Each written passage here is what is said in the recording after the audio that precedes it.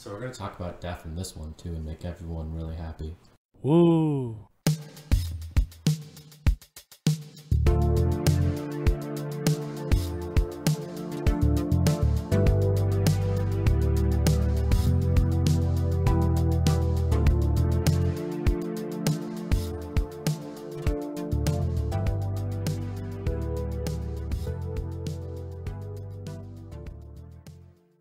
I think we should start with because we're pretty early on in this podcast. We should start with the biggest difference in, I'd say, Michael and I's ideologies. And I really think that this factors into everything else we say. I feel like I've noticed that.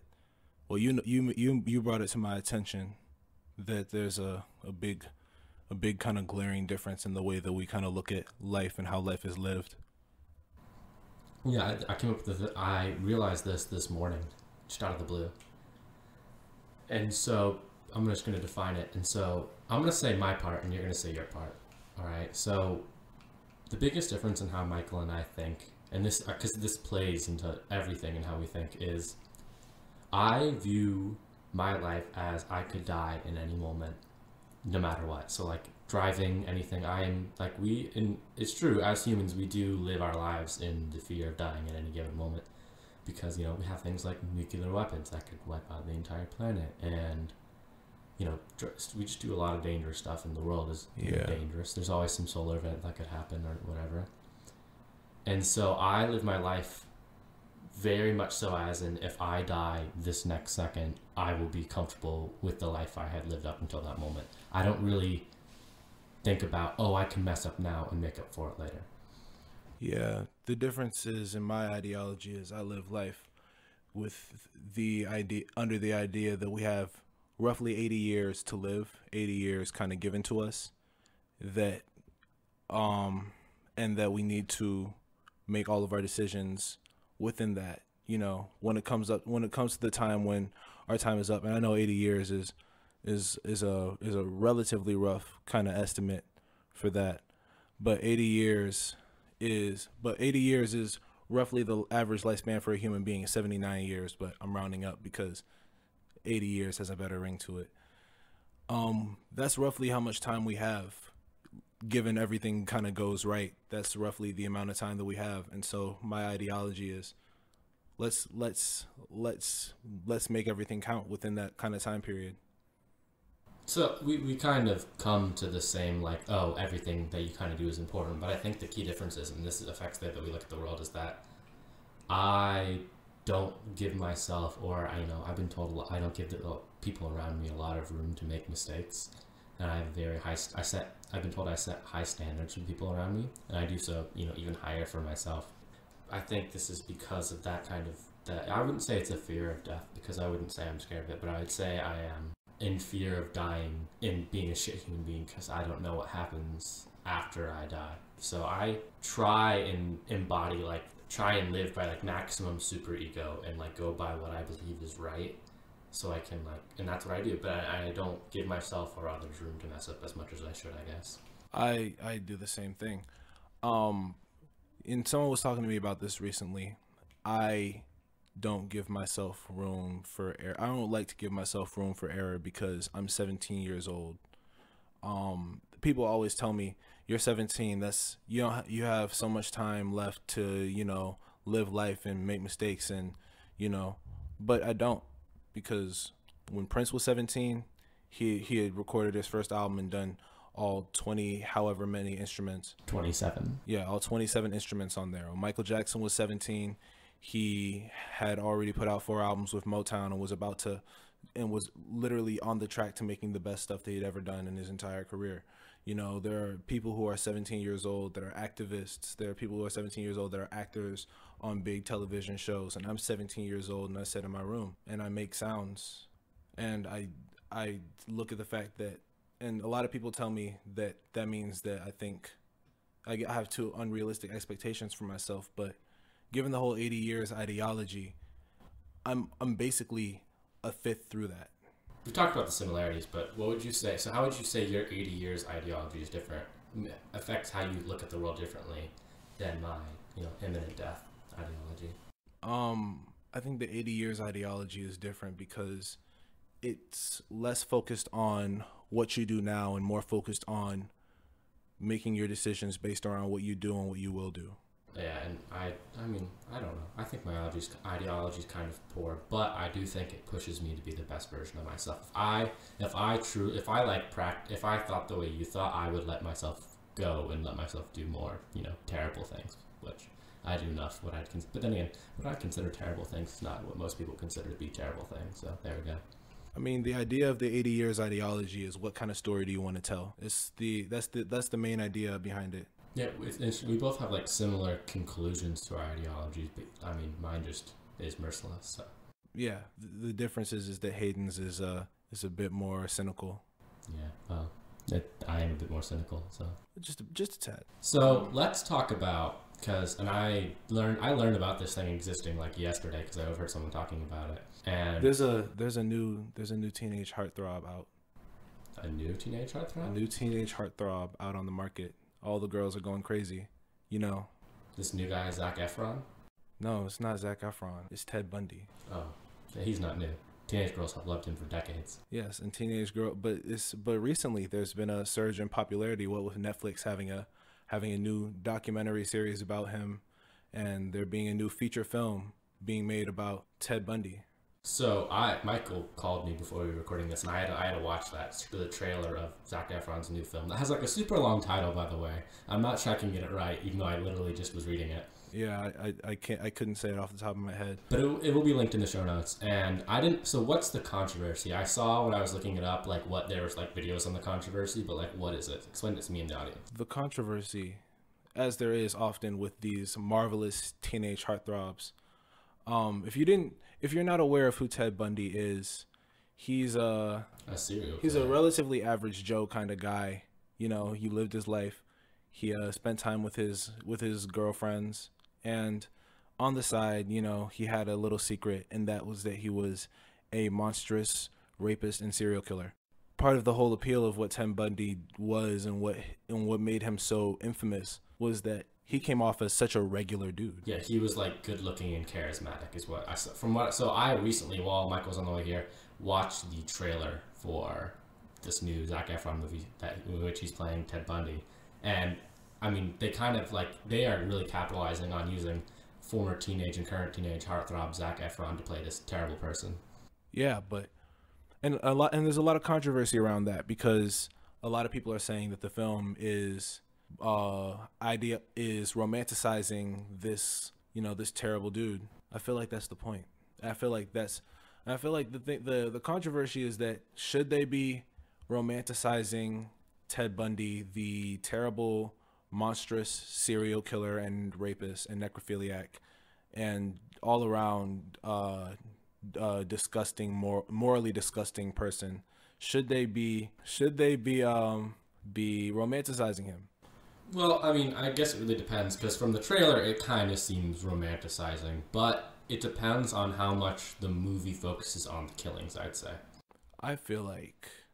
Honestly, I feel like that's 100% the best way that they could do it, is to romanticize him. I feel like if they don't focus on the killings very much, then it would be very bad, I'd say. I feel like a movie with Ted Bundy, I don't think this is how they're doing it, but a movie with Ted Bundy as the protagonist, where he's this all-around cool dude that's just like, the kind of guy you want to be, but he's also a serial killer. That's the way to tell the story, because that's what Ted Bundy was. That's what the whole thing was. Ted Bundy, like, you don't talk, not like with a lot of serial killers and with a lot of people who do terrible things, people always say, well, I never would have thought that it would be him, I never would have thought that he would be the person. There's not a clearer example of that than Ted Bundy. Yeah. Ted Bundy, if you look at, and I was watching pieces of the documentary because my sister's been super interested in it, and I'm probably going to go on to watch the whole thing. But part of the appeal of Ted Bundy was he was this incredibly charismatic, incredibly confident dude that, like, to any person who doesn't know, just comes off as incredibly just an all-around good guy. That's what he came across as. He came across as the Zac Efron. So, I mean, I guess the question of the controversy is it going to be romanticizing serial killers and like I saw one of the articles was like one of the victims comes out or something like a relative of the victims, an article about someone who said this is what he was really like in like his terrible versions. Do you think do you think they should have the dichotomy there where like, oh, here's him like on stage being that charismatic guy, but here's what he was really like, here's all the terrible things he did? Because if you overly romanticize it, then that's not a good thing. That's making light of other people's suffering. But if you show one side and then show like the true deep terrible side, the reason that he was a 10 out of 10, 5 out of 5 douchebag, is that okay? Or do you just think it's okay to just completely romanticize him? I feel like all in all, the thing about Ted Bundy that is incredibly interesting is that the whole serial killer thing, that was like, to him it was like an addiction. The way that people smoke and the way that people drink, to him it was like an addiction. It wasn't like I'm hell-bent on killing people because I just love to see people die. For him it was like a subconscious kind of urge that he had. The thing about it was it wasn't like a conscious thing, the same way that it is for somebody that's like, I'm out here planning how I'm going to kill people. Like for Ted Bundy, and this is going to sound ridiculous, but if you take away all the serial killer, rapey, terrible kind of things from it, Ted Bundy was a great human being. And so you can't overlook that, because that's what the whole story is that he was this great person that was doing these terrible things. But that's the story. That's how he was. He wasn't this dude that was this sick, twisted person. Even though he was sick and twisted. He was sick and twisted, but he wasn't though. So like it's like there are two persons almost, because there's the serial killer and there was and it gets super intense. It's a super crazy story. It was almost like Dr. Jekyll and Mr. Hyde, the way that he kind of was. Like Ted Bundy not being a serial killer was the kind of person you'd want to spend time with and hang out with, just like a all around like solid person. But Ted Bundy, the serial killer that people talked about right before he was about to attack, his blue eyes would turn black. I don't know if that's true or not. I don't see how that could. That sounds like a bit of a dramatization, but it sounds. But there are multiple sources that have said that though. Could be his pupils expanding because he was getting a serious high. Actually, that would make a lot of sense. That would make a whole lot of sense. Crack the case. We've solved it. We solved it. So, what do you think? You're gonna see the movie? Probably not. I'm probably not gonna see that movie unless, like, I don't know. I'm definitely gonna see that movie. That movie looks so excellent. How do you feel about that they chose Zac Efron to do it? How do I feel that they chose Zac Efron to do it? I think Zac Efron kind of looks like Ted Bundy. Do you think he has the acting chops for it? Because he's mostly been in like teenage rom-coms, stuff like that. Yeah, but Zac Efron is a relatively good actor. I don't know much of his acting. I only know him really from High School Musical and Neighbors. I guess we'll have to see. So, and this is a question I came up with because I watch a lot of live performances because I think live performances are an awesome thing. So, how do you feel about, in the beginning of live performances, it was all microphones, right? It was microphones on microphone stands, even on cords, and then you got to cordless. Mm-hmm. So how do you feel about, actually physically holding a microphone, either holding like the microphone or it being on a stand versus the now switch to like headphones, headsets, not having to fiddle with it? That depends. It depends on what? A whole lot. That depends on a lot. What's going on during the live performance? It's like a concert, I guess, like a music concert. Okay, so I'll say that if there's a whole lot of choreography, I feel like the artist should have a headset. What if, and this is my Prince bias coming out again. So Prince would often use his microphone almost like a prop. So he'd do one thing where he could jazz split it while holding it, which means, jazz splits normally takes two hands for most people. He could do it with one hand. Mm-hmm. So how do you feel about them using it as like a prop? I feel like if you can do that, then you should. That's pretty cool. I feel like headsets overall the whole point of using headsets is to free up the body. Yeah, is to be able to allow you more mobility. I don't know. if you watch rap performances, typically rappers don't use headsets because that's not really what the appeal to rappers is. Not a lot of rappers are doing like super complex dance moves. Yeah, it's more like you know, you're on there to rap and hype up the crowd, and the microphone can be used to hype up the crowd. You know, it's a tool, and it's really an artistic device. And so depending on how you use it, you know, it can be used as an artistic device, or it can not. And if you don't have any intention of using it as an artistic device and you feel like you need to move, then you should use a headset. If you don't have any intention of moving very much and you're just using a headset and you don't need to use a headset, I don't see why you would. I think coming with headsets, I'd say there's a certain danger with headsets, but there's also some dangers with microphones. But How so? Because it's so easy, and like if you've ever worn a headset, I know you have before to an extent. You know, you go and scratch like your ear and it's off your head, and then you're screwed. Yeah, it just depends. It really all depends. If you're using a headset, if you're using a headset to perform, you just need to know what you're getting into. I think it depends on the act. So again, with if you use that microphone in part of like your dancing and your choreography, use it that's cool. I think that's cool. If you don't need to, that's also cool. If you're like, especially because now I feel like stages are a lot bigger than they used to be. Now you need the mobility so you can move around the stage because the stadiums are huge, so you can like get everyone. But they're also wireless microphones. Wireless microphones are not the same in the terms of mobility as a headset because there comes a point where you have to set the microphone down.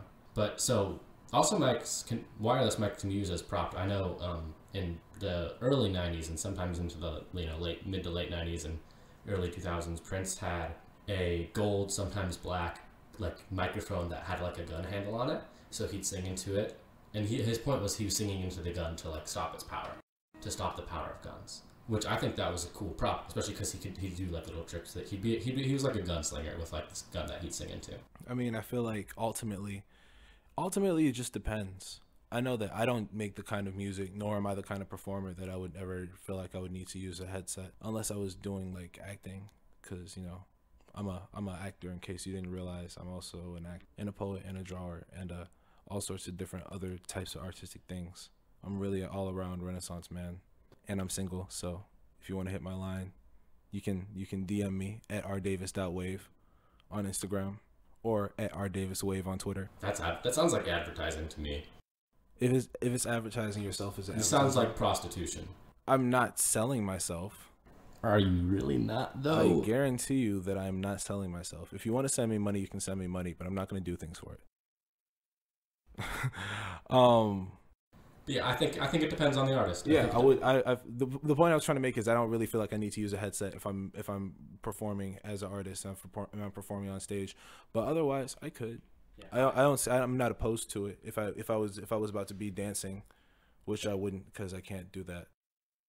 I can dance, and if I were dancing on a stage, in which I'd also have to be singing, even though I can't really sing, I would use a microphone because I think it's grounding. I feel like it can be, it's one of those things. Ever since I started stage acting, I've realized that there's a whole lot more that goes into anything on stage than just being on stage. There's a lot, and what goes into being a great performer 100% of the time is everything. Being a great performer, and from my experience with performing, is energy. It is, can you capture what you're trying to give out? Can you give the audience the experience by being the experience? Yeah, and that's the thing. There's a lot of rappers aren't great performers. Like it's just and you don't have to be if you're a rapper, particularly. I'd say it's harder for rappers because first of all there's more words to remember on a song in rap than there is in traditional music. Which shouldn't be an issue if you're writing your songs at rappers who don't write their songs. And you have to say the words like really like. It's one thing to sing and move. Going back to me performing, if I had to sing on a stage I'd have a microphone, but I'd have a detachable mic at the top so I could move around occasionally. But also I think if you're a guitarist too, a mic stand could be good. Yeah, I feel like if you're a guitar, that changes the game a little bit. Yeah, and we're gonna move past that, but I think rappers do have a harder time on stage. If I feel like. But rappers typically don't have to be great performers to kind of sell. We live in in case you haven't been paying attention to music recently, rap music is the hottest new thing right now. It's been the hottest new thing for a while. Yeah. So, and we also live in the internet era. In case you're Amish, Don't you dare say something mean against Amish people again. I'm not even sure if I cut that. I didn't cut that out. You didn't cut that out, no. Question: do you actually listen to the podcast after I release them? Me? Oh, Yeah. yes, of course. I don't listen after I release. I listen after. That's they're not true. released. I've actually listened to the first two after we released. I listen after bored. they're released because I never know what the edits sound like until afterwards. You don't tell me. I mean, what am I supposed to tell you? I don't know. I just know that I say some pretty off the wall shit sometimes, you know. And I try and make it sound as smart as possible. Yeah, Marvin had said some pretty off the wall shit in the last podcast that didn't really make it on there. Dear audience, Marvin said some stuff that I was just not comfortable. It was funny stuff, but just stuff I was not comfortable having. It was some jokes that while we thought they were funny, we didn't feel like they were great for an overall audience. Mm-hmm. You know, we wanted to keep a nice era of family friendly content, even though we drop a lot of fuck bombs and shit bombs. Have you ever seen the Eddie Murphy skit where he got like a phone call from Bill Cosby? No. Oh my gosh, I'm gonna link this in the show notes and you should watch it and we can talk about it next time. It's the funniest thing I ever heard. I can imagine that it would be so fucking funny. Eddie Murphy does a good job with his funniness. Bill Cosby is also Ted Bundy, if you think about it, like the way we just described Ted Bundy. That's a crazy thought. Bill Cosby really is like Ted Bundy. Mm-hmm. Bill Cosby, yeah, that's literally true. That's such a crazy statement, but it's actually very true. Mm-hmm. So in our quest to get feedback from our audience about what we should talk about, which if you do think if you think you want us to talk about something, comment, tell us. You know, let us know if you have stuff that you want us to talk about, and if it's a good idea, we'll talk about it. Yeah. We won't cite you as our source, but we'll talk about it. Mm-hmm. We won't give you any credit. In our quest to find things to talk about on here, one of our listeners suggested to us that we talk about fruit flies. We didn't get around to it last time, but we're going to get around to it now. So fruit flies, how do we feel about fruit flies? First, Toxoplasmosis. Now we're on to fruit flies. Oh, by the way, everybody that was listening about Toxoplasmosis, I was fucking wrong. You were? I was wrong. Correct yourself. I want to get this correction on there. I'm gonna correct myself right now. Toxoplasmosis doesn't make people want to take care of cats, but it does make people crazy. That's what I said. If you own a cat, you are at higher risk for mental illness. Yeah, I think what it does is it destabilizes the human. It destabilizes the human mind and makes them... Well, the parasite does. The parasite destabilizes the human mind. And I feel like strategically that makes the human more longing for companionship, in which the cat doesn't adequately provide, but it seems adequate to the mind of the broken spirit after the toxoplasmosis has done its damage. Now this is making me really not want a cat ever. Yeah. The fish are the way to go, guys. Just go buy and take care of some fish. Take fish. care of your damn fish. I have a fish. If you don't take care of your fish, don't send them to me. Cause I've heard stories of like college fraternities like having goldfish ponds where they like grab the goldfish and like swallow it whole. That's terrible. That is like, if you do that, we're not friends. We were talking about fruit flies. We were, but as usual. Have I ever told you the butt muffin story? You've not. So, someone who's in teaching that I know had a teacher appreciation week. You know, the teacher appreciation week, most school districts that I know of do this, where like the kids coming in, like they bring in presents for the students, or it's like teacher appreciation day. It depends on where you're at. So, on this teacher appreciation day, this person I know, one of the students walked up to her and placed a chocolate muffin on her desk and said, "Happy Teacher Appreciation Week or day," or whatever it was. And this muffin was kind of deformed. Well, all the kids behind this said student, and the student was in 3rd or 4th grade, I can't remember, were yelling, Miss Teacher, don't eat the muffin. She put it in her pants." So this student, and she did not put it in the behind of her pants. She put it in the front of her pants. This student did not like this teacher enough that she rubbed a chocolate muffin on her genitals and then gave it to her. How do you feel about that? I don't feel good about that. That makes me not want to be a teacher. I don't want to be a 3rd or 4th grade teacher either. I would love to be a 3rd or 4th grade teacher, but I would never be in that situation. Why would you love to do that? I would love to be a teacher. That's something that I feel like ultimately, if I were to ever have any type of job, any type of American dream type job where I'm not doing anything that's beyond spectacular, then my number one choice for like a regular person job would be to be a teacher. You know, you can teach even though you're not a teacher. You know, Questlove once gave like a week-long class on Dirty Mind, the album. I feel like I would love to be a teacher. I would love to teach. I would love to help bring people up. I think education is one of the most underrated things. I think education is one of the most, like, top 3 most important things that the world needs right now. On top of that, education is one of the most important factors in determining how somebody's life is going to go, if not the most. I'd say I'm comfortable with saying it's the most at sometimes. We were talking about fruit flies. Wait, one more thing before we go back to fruit flies. Do you think I should be a teacher? Everyone tells me I should be a teacher. I think that you would get more frustrated than people would ever realize. A high school or college teacher. I think that you would. I don't know. That would be. That I feel like. I don't know. I feel like you would still get frustrated, and I feel like the thing about you is that no one would be able to gauge how frustrated you are because you wouldn't present as frustrated in the same way. Well, the people say I should because I give lectures to people in my life. I'm sorry if you know me, you've probably heard me giving you a lecture on some sort of history, science, something or another. And I'm really passionate about those things. Much. I know way too much. This is why I'm so cynical, because I know so much. So, fruit flies. Fruit flies. I feel like fruit flies are pretty interesting little creatures right there. Do you know what Pokemon are? Yeah. Do you think Pokemon condones animal abuse? Wow, that's... Have you never considered this before? That's an interesting thought right there. Have you ever played Pokemon before? I used to have some Pokemon cards, but I never actually played it. But you understand the concept of like the games and stuff. Yeah, you kind of just trade animals and stuff, right? Well, you battle animals. Oh shit! You didn't know that they battled? No, I did know that they battled. I wasn't really thinking about it. I've never really thought about Pokemon or any type of anime.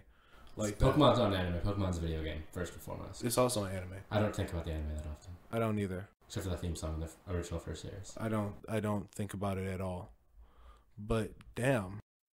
Yeah, because like, so what, like you have like your collection of animals that you like illegally caught basically. Some of them are super rare. You caught them in the wild. You're trying to catch the most rarest ones, and then you battle them. And then you have them fight other animals. Do they fight to the death? No, they knock each other out, air quotes. But there's some fan theories about like the first game that you may have accidentally killed one, but that's not canon or anything. So you knock them out. You fight till one of them is unconscious. That's terrible. Oh my god. Whoa. Whoa. Dude. You can trade Pokemon though in the games. Dude, that's fucking... Whoa, shit. I am also... I technically currently play Pokemon games. I bought a Game Boy recently and Pokemon Gold, and I play it when I travel, really. You know, if PETA finds out about this, they're going to be all over. Oh, PETA has already found out about it. Have they ever said anything about it? I'm pretty sure they've, like, you know, condemned the games to an extent. But it really doesn't promote animal abuse, because the Pokemon are these magical, you know, creatures, and no one has gone out and started, like, dogfighting things because they like Pokemon so much. Pokemon is fun games, though. Like, they're addictive games. That's a really dark... You're really cynical today, dude. That's a really dark way of thinking about it. That's a really dark thought.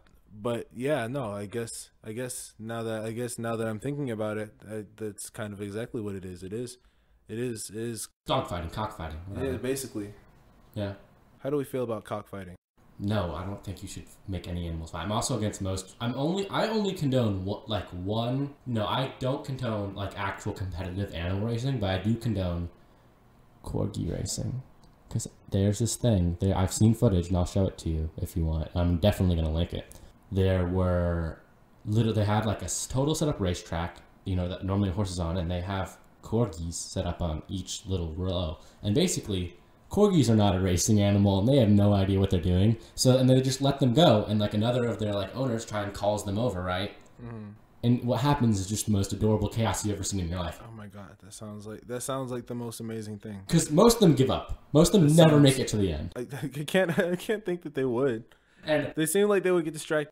Yeah, and because it's far away, and it's not super far away. But then the ones who make it though are having the fucking time of their life. I love corgis. Corgis really just do make everything better. Yeah. I'm a very big supporter of corgis. So fruit flies. Fruit flies. Fruit flies. How do we get off of fruit flies? I don't know. Why do we keep never talking about fruit flies? I feel like at some point, I feel like fruit flies is a really interesting thing, but the Catholic Church has also condemned Pokemon. A lot of Christian organizations have also condemned Pokemon because Pokemon evolve, which they don't really evolve. They go through metamorphosis like a caterpillar does, but they evolve, and that condones evolution, and evolution does not fit with the Bible to an extent. Wow. Okay, so the Catholic Church. I'm not sure if it's the Catholic Church, but some people have said.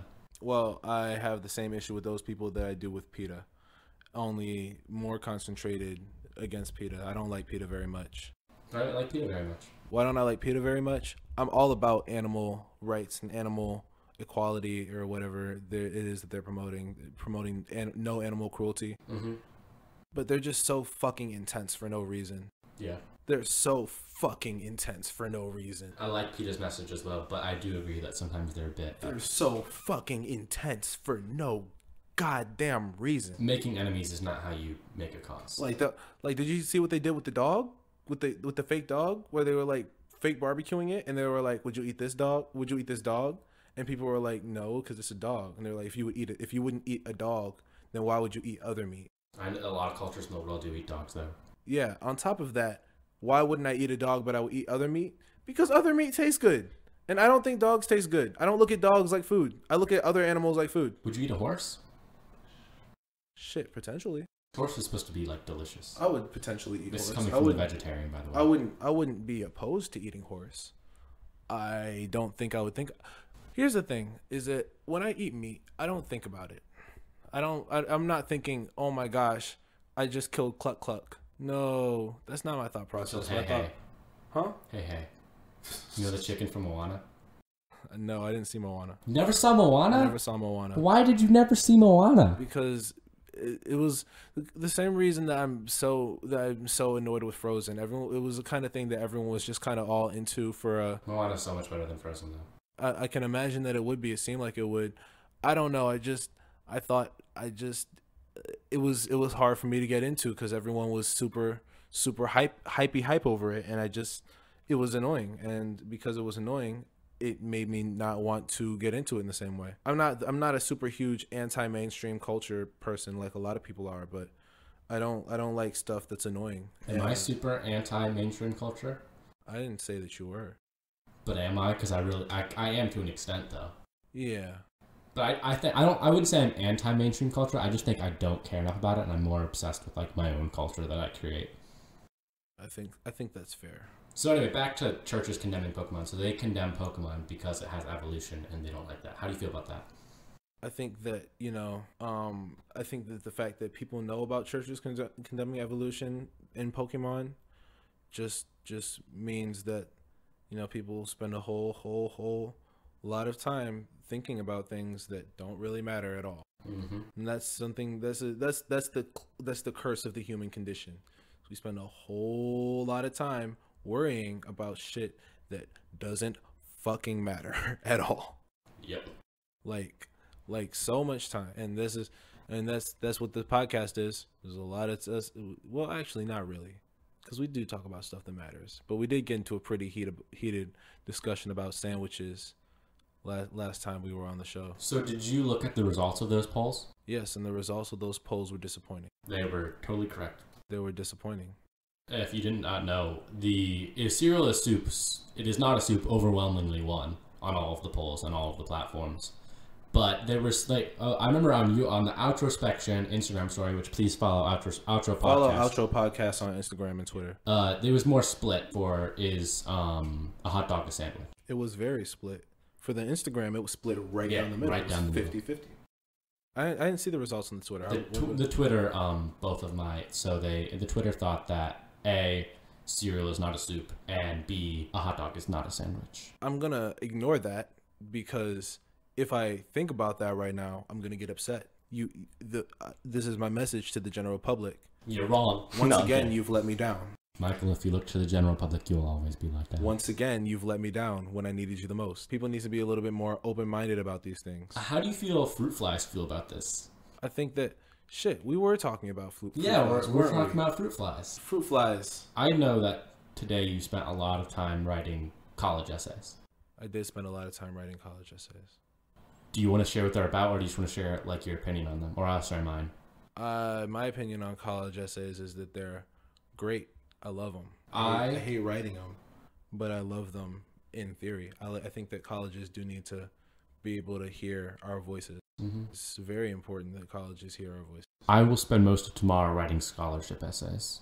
That's a good use of your time. It sucks though, because I just don't want to do it. But I think it's really good though. If you really look at the way that the college essay is set up, there's nowhere besides the essay where you can really speak the way that you speak. Really let them see what you care about. Whatever you choose to write about would have to be something that's important enough that you could write 650 words, 250 to 650 words about it, and that's an important thing, is to be able to have to show colleges that we're human beings. We're not just accomplishments on a piece of paper. We're not just GPAs and test scores. So, do you think that college essay prompts should be more vague, so like they basically give you nothing, or have like a lot of criteria that you need to cover? I'm of the opinion that it should be more free form, because the ones that I've had to write where they're like, oh, list these million fucking things and this 350 word limit. I'm like, this is just bastardizing the art of writing. I don't have an opinion on bastardizing the art of writing. I feel like I thought I did. I probably do, but I would need more time to think about it. I feel like college essays. I like the vaguity of it. I don't know how I could. The problem with college essays is that the best college essays, if you look at sources that talk about people who are writing them, people who are thinking about them, the best college essays unanimously are ones that follow a narrative, and a lot of the prompts for college essays don't really give you as much room as you might want to be able to tell a narrative story from it. So I think better prompts could be a good option. Yeah, I think prompts should focus more on like the applicant's experience and less on what can you do for us, or why do you want this? Because that's just so like, why do I want the scholarship? Because I can't afford college otherwise. Like, that's the actual reason. Yeah, honestly. The question, what would I do with this scholarship? I don't fucking know. What would I do with the scholarship? I would 17. Fucking go to college. Exactly. Is the essay like a safeguard? Like, I write the essay, and then the scholarship people are gonna read it, and then they're gonna be like, I don't know if he's actually going to college with the money that we're giving him. Yeah, no, I think it should definitely more focus. It's a lie. I think it should definitely more focus on the experience of the applicant. So like, tell us about yourself. Don't tell us like, I mean, yeah, there should be an extent where like we can kind of like show off and like be like, hey, this is what I'm gonna do for you. But if you focus only on like, why do you want this scholarship? I want this scholarship because I don't have the fucking money. Why do I want the scholarship? Because I want to go to college and I don't want to have to pay for it. Even if I have the money to pay for college, I don't want to pay to go to college. Like, and I hope that colleges aren't gonna hear this and say, you don't want to pay to go to college, then I guess we're not gonna send you to college. Like, I hope that's not what's gonna happen. I don't see why it would. No. But no, like why would I pay to do something if people feel like I'm worth giving money to do it? And this is me going to get political, I think that college is so important, it should be an inherent human right. Education is so important, really. I think that education in itself is important. I feel like a college education, it very much depends. I mean, there's a lot of variables that go into that. I think, trade school or college. I feel like trade schools should be free. I feel like education shouldn't necessarily be free, but I feel like the reason that education is such a paradox, because I believe in capitalism, but I think that it's such a broken system. Oh my God, that's a headache.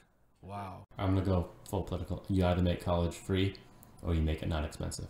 You should not be able to deprive people of education based on their wealth. I feel like, because I don't inherently agree with that, but I also feel like I know too much. Is this what it feels like to be you, to know too much? You have no idea. No, because it's like college. Because like theoretically, I feel like you should have to pay to go to college. I feel like schools like Harvard. If you get a degree at Harvard, you get so much social mobility just by having a degree from Harvard, regardless of what it's in. But a lot of people who go to Harvard are people whose daddies made donations which let them go into Harvard. Exactly. That's the. But I feel like you should. They didn't earn their degree. No, they definitely earned their degree if they got a degree from Harvard. But I feel like to be able to get into Harvard, I feel like. So here's the paradox. I feel like to be able to get into Harvard, knowing that it's basically a one-way ticket to a ton of social mobility out in life, should be expensive. I disagree. Feel like, but at the same time, I feel like that puts people who don't have money in a place where they're less likely to be able to get that social mobility. I think it should be which keeps people who are poor in a cycle of limited social mobility. Because that's all poverty is limited social mobility, and it's limited social mobility with a lack of resources. But the lack of resources is what causes the limited social mobility. Oh my fuck! What did I say? You said that you're wrong and Hayden's always right. I'm not gonna say that. But I think that everyone should. I think it should be a merit-based system based on purely like this person as a human being and as someone in education. I don't know. I feel like that's. I think I don't have a concrete point of view on this, honestly. I do, because I don't think college will be free for a long time in a lot of the world, but I think education is a human right. I think the issue with making college free is fruit flies.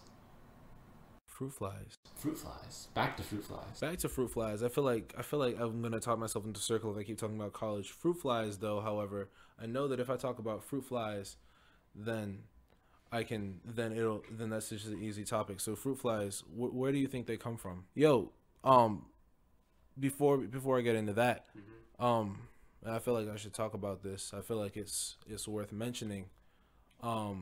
In case you weren't aware, we are recording this podcast from Siberia. Yeah. Quote unquote, R. Davis, 2019. It's cold as shit outside. It's cold as shit. The temperatures are at a high of cold as shit and at a low of cold as fuck. It's the coldest that it's ever been. It is currently negative 20 degrees outside right now. And that's without wind chill. That is without wind chill. It's we're literally in conditions that humans aren't supposed to be. It feels like negative 38 degrees. In case you haven't been paying attention to President Dumbfuck recently tweeted, in the beautiful Midwest, wind chill temperatures are reaching minus 60 degrees, the coldest ever recorded. In coming days, expected to get even colder. People can't last outside even for minutes. What the hell is going on with global warming? Please come back fast. We need you. This is like the Kofefi thing. That's not what the issue is with what he said. I didn't even notice that. The spelling? The spelling is an issue, but I will chalk that up to sometimes people make mistakes on Twitter. And he's a person. We make typos on Twitter, you know. I've made typos while Donald Trump is perfectly okay for having a typo on Twitter. He's not okay for not understanding climate change. As the President of the United States. Now, in case you didn't listen to the first episode of this podcast, we're not climate change experts.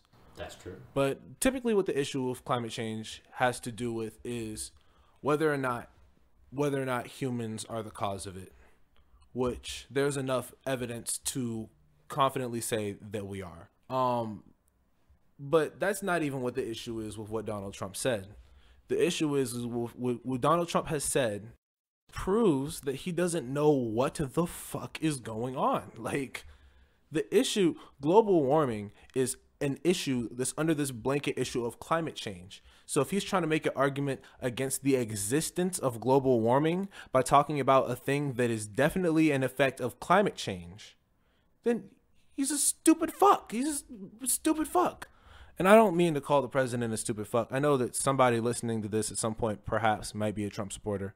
If you're a Trump supporter, you know, all the power to you. You know, feel free to support who you want to support. That's none of my business. But my question is why? Like, given everything, if you the reason that I personally don't like Donald Trump is because after looking at everything presented, it's too much bad. And if you disagree, if you really, really strongly disagree, I would comment below. Yeah, if you strongly disagree, I would love to have a conversation about it. Honestly, if you have a disagreement that's beyond your personal feelings and beyond what and beyond just being loyal to the conservative party and loyal to that, if you have a perspective, I'd love to have a conversation with you about it. I'm really not a big fan of blind loyalty. I'm not a big fan of blind loyalty either. I think everyone should be independent. I think that the whole party system is stupid. Well, I think the U.S. party system is incredibly stupid. I think that, one, you need multiple parties because there's such diversity of political opinion. I'm not sure I feel about no parties because that's kind of difficult and no one really does that well that I'm aware of. But I definitely think that the fact that there's only two parties that generally have similar ideologies and ideologies have switched drastically over time, that's pretty dumb. I think that it's not. I think that it's super limiting. It's dumb. We allow ourselves to put ourselves in boxes. It's just really dumb. We allow ourselves to put ourselves in boxes. We allow ourselves to think that because this person stands for the group that I stand for, I'm going to stand for this person. Still, it's just really dumb. It's not fair. It's not. Dumb. It's misinformed. It's not an intelligent way of looking at things. It's not an intelligent way to, go about things. And that's not an indictment on conservatives. I don't have any personal issue with anyone for being a Republican and for being conservative.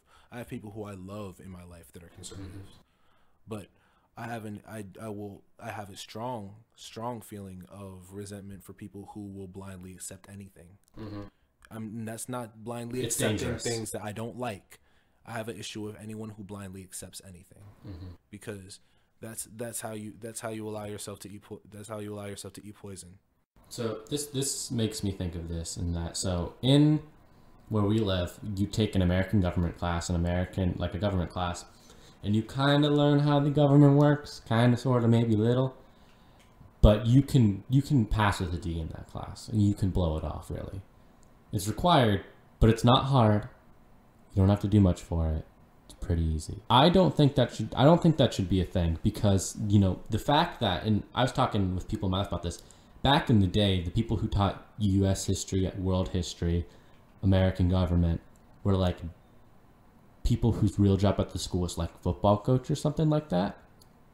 And so these were like blow-off classes. I don't think any of those classes should be blow-off classes. Yeah, history's boring for a lot of people. A lot of people don't like history. But one, it is important. I used to not be okay with people saying, "Oh, but history repeats itself, so you have to learn about history." But now I'd say, based on the current political climate, you do have to learn history. We need everyone.